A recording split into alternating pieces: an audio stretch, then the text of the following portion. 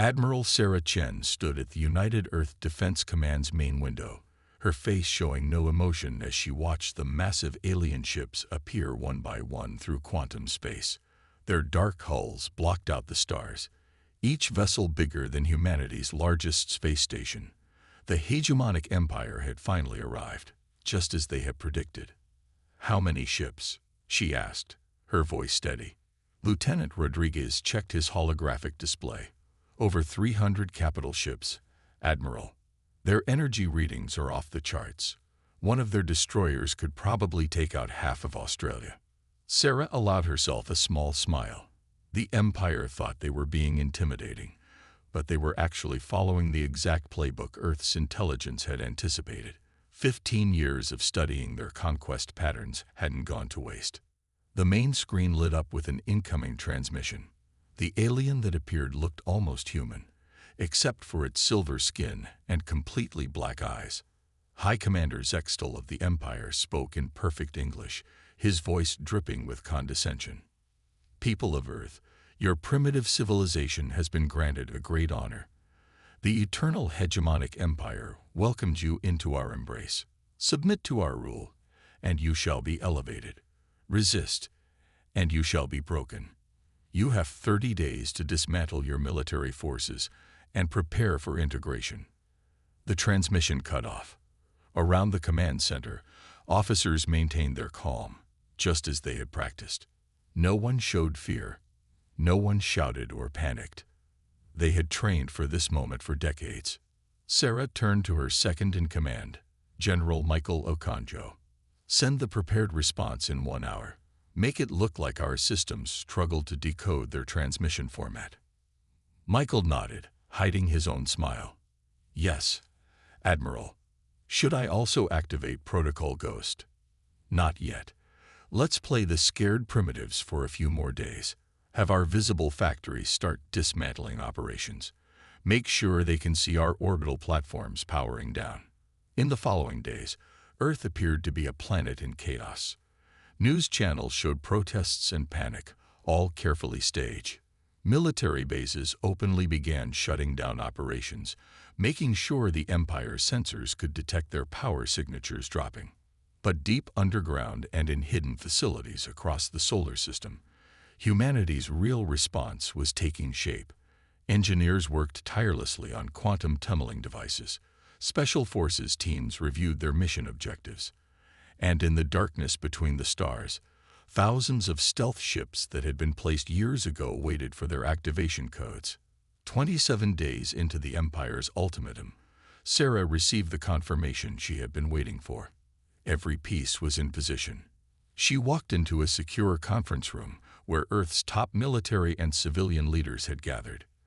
"Ladies and gentlemen," she said, "Operation Burning Stars is ready. All sleeper agents report green status. Our quantum arrays are charged. The Empire's shield codes have been confirmed vulnerable to our cyber attacks." President Chen, no relation to Sarah, stood up. "What's your assessment of our chances, Admiral?" Sarah displayed a holographic map of known Empire space, with thousands of points marked in red. "They gave us exactly what we needed: time. Their arrogance made them think we would use these 30 days to prepare our surrender. Instead, we finished positioning the final pieces of a plan decades in the making."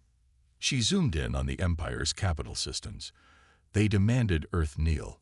Her finger traced the attack vectors they had planned. "We're going to make them burn instead." President Chen looked around the room. Every face showed the same determination. "Very well. Admiral Chen, you have authorization to proceed. Show them why humanity should never be underestimated." Sarah sent the coded signal that would reach Earth's hidden forces across the galaxy. The Empire had no idea that their 30-day ultimatum had actually been a countdown to their own destruction. Captain Maya Patel's stealth ship drifted silently near one of the Empire's major shipyard worlds. For 3 years, she had lived in this tiny vessel, watching and waiting. Today, everything would change. Her neural implant blinked with an incoming message. "Ghost protocol activated." Maya smiled as she opened a hidden compartment in her ship. Inside lay thousands of tiny robots, each smaller than a fly. They had been waiting here, dormant, conserving power for this exact moment. "Launch the swarm," she whispered to her ship's eye. Across the galaxy, 500 other stealth ship captains like Maya received the same message. They had been Earth's secret eyes and ears, gathering intelligence and placing weapons in strategic locations. The Empire never noticed them. They were too busy watching Earth's obvious spy satellites and military movements. Back on Earth, Admiral Chen watched as green lights appeared on her strategic display. Each light represented a Ghost Protocol agent reporting ready status. "Begin Phase 1, she ordered. "Let's show them what humanity has been doing while they weren't looking." The Empire's fleet commander, watching Earth from orbit, received urgent messages from across Empire space. Strange energy readings were appearing near major military installations. Security systems were detecting phantom signals. And most worrying, some of their most secure networks were showing signs of intrusion. "Impossible," he muttered. "These primitives can barely reach their own moon. They can't be responsible for this." But he was wrong. Humans had been studying Empire technology for decades, ever since they detected their first scout ships. While the Empire saw only Earth's public space program, struggling with basic rocket technology, thousands of humans were secretly learning to hack Empire computers and bypass their security. Maya watched through her ship's cameras as her micro-robots infiltrated the shipyard's ventilation systems. These tiny machines carried advanced viruses, not biological, but technological. Once inside the Empire's computers, they would wait for the signal to activate. "All units report deployment complete," Maya's AI announced. She sent a confirmation signal to Earth, then settled back to watch. The Empire workers below had no idea that their most secure facility was already compromised. Humans had learned long ago that the bigger something was, the harder it was to protect every small entrance. In another part of Empire space, Agent David Wong walked confidently through a busy market on a trading world. He looked like any other Empire citizen thanks to advanced holographic technology. For 5 years, he had built a cover identity as a mid-level bureaucrat, gaining access to critical systems. David received the same activation signal as Maya. He calmly walked into his office in the Planetary Defense Center and inserted a tiny chip into his computer terminal. Across the planet, other hidden agents did the same thing. They had spent years placing loyal Empire citizens in positions of power, only to quietly replace them with highly trained human operatives. Admiral Chen watched as more confirmation signals arrived. The Empire had given Earth 30 days to surrender, thinking they were being generous. They didn't realize that humans had spent 30 years preparing for this conflict. "All Ghost Protocol agents report ready status," General Okonjo announced. "Sleeping virus programs are in place in 67% of critical Empire systems. Our agents have control of 12 planetary defense networks. We're ready to proceed with Phase 2. Admiral Chen nodded. "Send the signal. It's time to remind the galaxy why humans gained a reputation for being troublemakers. Let's show them why you should never give your enemy time to prepare." Across Empire space, thousands of hidden weapons and viruses waited for Earth's signal. The Empire was about to learn that while they had been watching Earth's skies, humans had already slipped past their defenses and were inside their walls. The Empire's High Commander Zextal stared at the energy readings from Earth's cities with growing confusion. All across the primitive planet, power signatures were rising in a strange pattern. According to his experts, the humans were dismantling their defense systems as ordered. But something felt wrong. "Magnify that energy signature from their city called London," he commanded. His science officer complied, but before he could analyze the data, alarms started blaring across the bridge. Similar energy spikes were appearing in New York, Beijing, Sydney, and 8 other major cities. "Sir," his tactical officer shouted, "those aren't power-down signatures. They're quantum tunnels." Zextal's silver skin turned pale. "Impossible. These primitives don't have." He never finished his sentence. Across Earth, massive rings of energy appeared above major cities. Through these quantum tunnels, Earth launched its first strike. Hundreds of ships, hidden underground for years, shot through the portals. Each vessel carried weapons specifically designed to target Empire weaknesses. Admiral Chen watched from her command center as the mission reports came in. Status of the first wave. All ships report successful quantum tunnel transit, General Okonjo replied. Ghost protocol agents have confirmed shield codes are still compromised. The Empire's defenses are blind to our approach. On one of the Empire's core worlds, Maya Patil activated her swarm of micro-robots. All across the planet, the tiny machines began their work. Defense systems suddenly identified friendly ships as enemies. Communication networks went dark. The Empire's mighty planetary shields flickered and died. Through her stealth ship's cameras, Maya watched Empire ships crash into each other as their navigation systems failed. Her robots had spent days infiltrating every computer system, and now they were causing complete chaos. "This is Ghost Agent Maya," she reported back to Earth. "Target Alpha is in chaos. Their orbital defenses are down. You may begin your attack run." Similar reports came in from 11 other worlds. The Empire had spent millions of years building the perfect defense system, but they never expected an enemy to attack from inside their own computers. David Wong stood at his terminal in the Planetary Defense Center, watching Empire officers run around in panic. His holographic disguise held firm as he continued to input commands that made the chaos worse. Years of living undercover were finally paying off. "Sir, we're detecting multiple hostile ships," an Empire officer shouted. They're everywhere." David hid his smile. Those ships had always been there, hidden in asteroid belts and behind moons. The Empire just couldn't see them until now. Back in Earth orbit, High Commander Zextol received desperate messages from 12 of the Empire's most important worlds. His mighty fleet, positioned to intimidate Earth, was now too far away to help. "How?" he demanded. "How did these primitives breach our defenses?" Admiral Chen's voice came through on all Empire channels. "You asked Earth to kneel," she said calmly. "But you forgot to check if we had already stood up. Those 30 days you gave us, we didn't spend them preparing to surrender. We spent them activating plans we made decades ago." She paused, letting her words sink in. "This is just the first strike, Commander. You're about to learn why humans have a saying. Don't push someone who has nothing left to lose.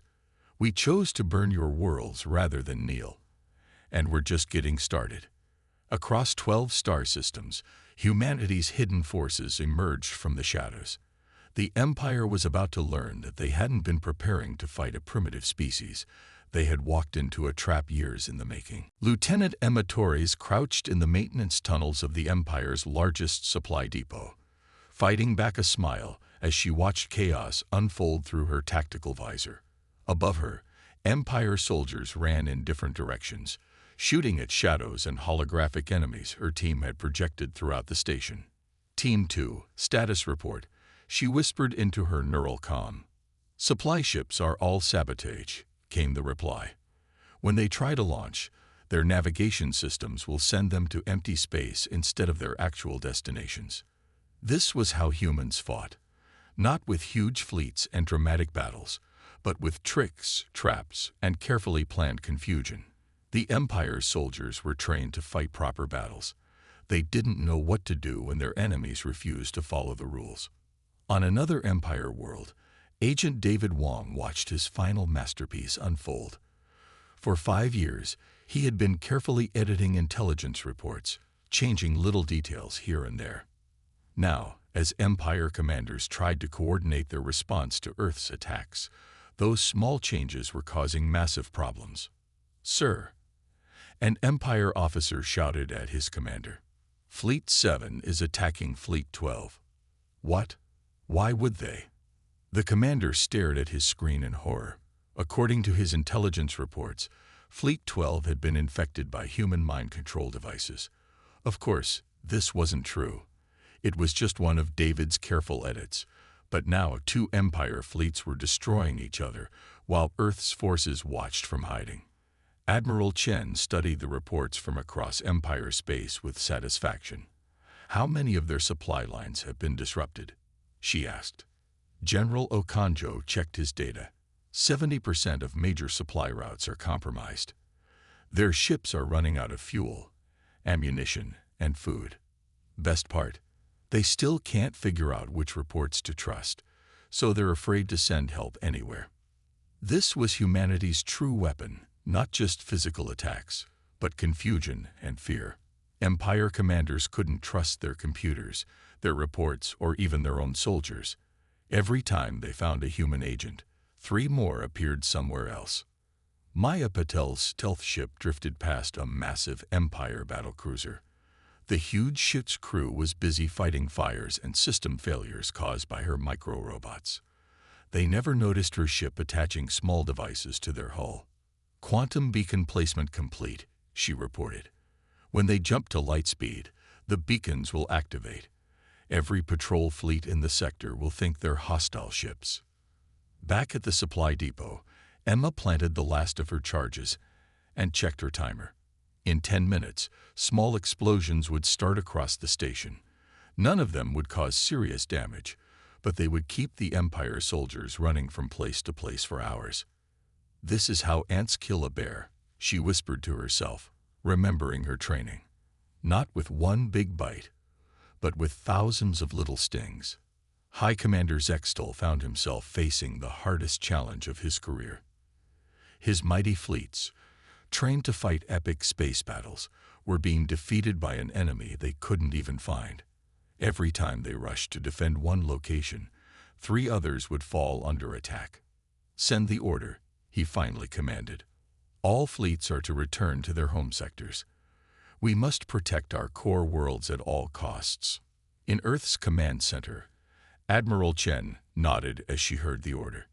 "And that's how you beat a bigger enemy," she told her staff. "You don't match their strength. You make them waste it." Across the galaxy, humans continued their hit-and-run attacks, never staying in one place long enough to be caught. The Empire was learning a painful lesson. Sometimes the most dangerous enemy isn't the one with the biggest guns, but the one who knows how to create perfect chaos. High Commander Zextal had finally had enough. After weeks of humiliating defeats and endless chaos, he gathered every ship he could find for one massive attack on Earth. 10,000 ships jumped into the Sol system, forming the largest fleet the Empire had ever assembled. "Let's see how these humans handle a direct assault," he growled. "No more tricks, no more games, just pure power." But in Earth's command center, Admiral Chen watched the Empire fleet's arrival with a strange calmness. "They came in exactly where we predicted," she said. "Humans have been studying Empire battle tactics for decades.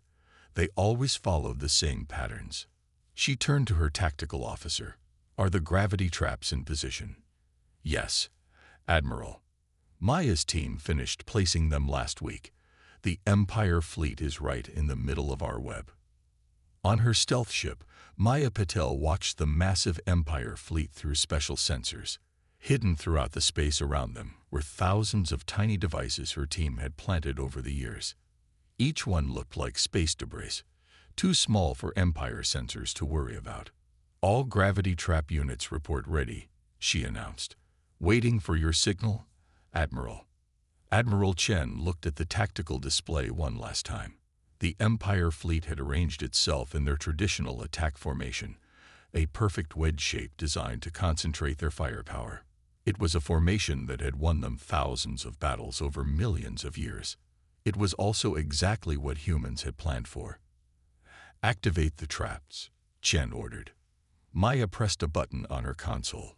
All around the Empire fleet, the tiny devices came to life. Each one generated its own gravity field. Alone, they were harmless. Together, they created a web of conflicting gravitational forces that no ship could escape. The Empire fleet's perfect formation suddenly became their worst enemy. Ships crashed into each other as gravity pulled them in different directions. Their energy shields, designed to stop weapons, did nothing against the natural force of gravity itself. Impossible, Zextal shouted as his flagship tumbled through space. These primitives can't have this technology. But they did. While the Empire had focused on building bigger ships and stronger weapons, humans had studied the basic forces of nature itself. They knew that sometimes the simplest solutions were the most effective. Second phase, beginning now, General Okonjo announced. From behind Earth's moon, hidden shipyards that the Empire had never detected launched their vessels. These ships were small, just big enough for one pilot each. But they were fast, and they carried special weapons designed to take advantage of the chaos. Emma Torres piloted one of these ships. She weaved between the tumbling Empire vessels, firing strange devices that looked like glowing nets. When these nets hit an Empire ship, they didn't explode. Instead, they covered the ships in a material that attracted nearby gravity fields even more strongly. "This is how you beat a stronger enemy," Emma said as she worked. "You don't try to match their strength. You turn it against them." In his flagship, Zextal watched helplessly as his mighty fleet tore itself apart. The humans hadn't even fired a single traditional weapon. They had simply used the Empire's own arrogance and predictability against them. Admiral Chen sent a message to all Empire ships. "You thought Earth was defenseless. You thought we would be an easy conquest. Instead, you flew straight into a trap we spent 30 years preparing. This is what happens when you underestimate humanity." Across the Sol system, the Empire's greatest fleet continued to destroy itself, trapped in a web of their own making. It was the beginning of the end for their mighty civilization, and they hadn't even fired a shot in their own defense. While the Empire's greatest fleet lay in ruins around Earth, humanity revealed its final surprise. For decades, human agents hadn't just been gathering intelligence. They had been making friends. Admiral Chen stood before the United Earth Council, presenting images from across Empire space. "Operation Wildfire is now active," she announced. "Every slave species the Empire has conquered over the last 1,000 years is rising up, and they're using weapons and tactics we gave them." On the Empire mining world of Kex-9, Maya Patel watched from her stealth ship as the reptilian Drachnid slaves overwhelmed their guards. Her team had spent years teaching the Drachnids human guerrilla warfare techniques. Now those former slaves moved like special forces soldiers, using the mining tunnels they had dug to appear and disappear at will. "Kex-9 labor uprising successful," she reported. "The Drachnids send their thanks to Earth. They're moving to free the neighboring systems as we planned." Similar reports came in from hundreds of worlds. The Empire had spent centuries keeping their slave species separate, never letting them communicate or organize. They never imagined that humans would secretly unite them all. David Wong stood in an Empire command center, still maintaining his holographic disguise as he watched the reports flood in. The Empire's officers couldn't understand how primitive slave species were suddenly using advanced tactics and weapons. "Sir," one officer called out, "we're getting reports of uprisings on 50 different worlds. The slaves, they're coordinating their attacks. That's impossible. They can barely speak our language." David smiled behind his hologram. The Empire had always seen their slaves as simple workers, too stupid to be a threat. They never noticed when humans taught them to read, write, and fight. Emma Torres led a team of human special forces through the corridors of an Empire prison station. They weren't there to fight. They were there to free the alien prisoners and give them weapons. "Remember what we taught you," she told the freed prisoners. "Hit their weak points. Use their size against them. Work together. Today, you take back your freedom." The prisoners, members of a dozen different species, moved with purpose and coordination. Humans had spent years sneaking into these prisons, teaching the inmates how to fight and organizing them for this moment. Back on his flagship, now barely functional after the gravity trap disaster, High Commander Zextal received endless reports of rebellion. Every slave species the Empire had conquered was rising up at once, using tactics they shouldn't have known and weapons they shouldn't have had. How? He demanded. How did they all learn to fight like this? Admiral Chen's voice came through on his command channel. Did you really think humans only prepared to defend Earth? While you watched our planet, our agents were teaching every species you enslaved how to win their freedom. We gave them weapons, training, and hope. She paused, letting her words sink in. Your empire was built on the idea that superior technology and strict order would always win. But humans know something you forgot. The strongest weapon isn't a battleship or a death ray. It's giving oppressed people the tools and knowledge to fight back. Across the galaxy, former slaves used their human-taught skills to take control of Empire facilities. The Empire's mighty war machine, built to fight large-scale battles, had no defense against thousands of small, coordinated rebellions happening all at once. Humanity had not just refused to kneel. They had taught every other species how to stand up and fight back. The Empire was learning too late that they hadn't just attacked one world. They had awakened a galaxy-wide revolution. The Empire's ruling council gathered on their capital world of Imperius Prime for one final attempt to save their civilization. As the highest-ranking survivors of the Empire's leadership, they believed their heavily defended throne world would give them a chance to regroup and crush the rebellions. They were wrong. High Commander Zextal's damaged flagship limped into orbit around Imperius Prime. But instead of finding safety, he saw something impossible. The planet's mighty defense systems were turning against the arriving Empire ships. Welcome home, Commander. Admiral Chen's voice came through on all channels. We've been waiting for you. On the planet's surface, David Wong finally removed his holographic disguise. For 10 years, he had worked his way up through the Empire's bureaucracy, becoming the chief security officer of Imperius Prime itself. Now, he stood in the Planetary Defense Center, surrounded by unconscious Empire guards. "This is Agent Wong," he reported. "All defensive systems are under our control. The Empire's leaders are trapped in their own fortress." Maya Patel's stealth ship decloaked near the planet's main space dock. She wasn't hiding anymore. There was no need. Her swarm of micro-robots had infected every computer system on the planet years ago, waiting for this moment. "Ghost Protocol units report ready," she announced.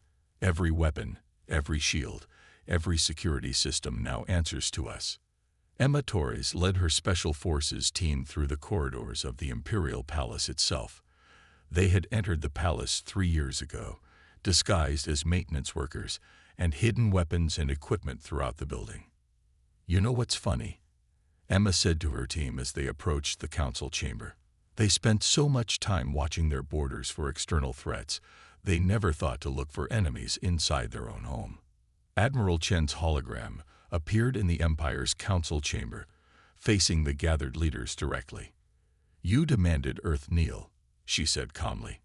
"Instead, we spent 30 years preparing to dismantle your entire civilization. Every time you conquered a world, our agents followed. Every time you built a new weapon, we studied its weaknesses. Every time you enslaved a species, we taught them how to fight back." Zextal, who had been rushed to the council chamber from his ship, finally understood. You were never just defending Earth," he said quietly. "You were planning our destruction from the moment you detected our first scout ship." "Exactly," Chen replied. "We knew someone like you would come eventually. So we decided to be ready, not just to defend ourselves, but to free every species you had enslaved." Through the palace windows, the Empire's leaders watched as their mighty city erupted in rebellion. Slaves they had looked down on for centuries were using human tactics to take control.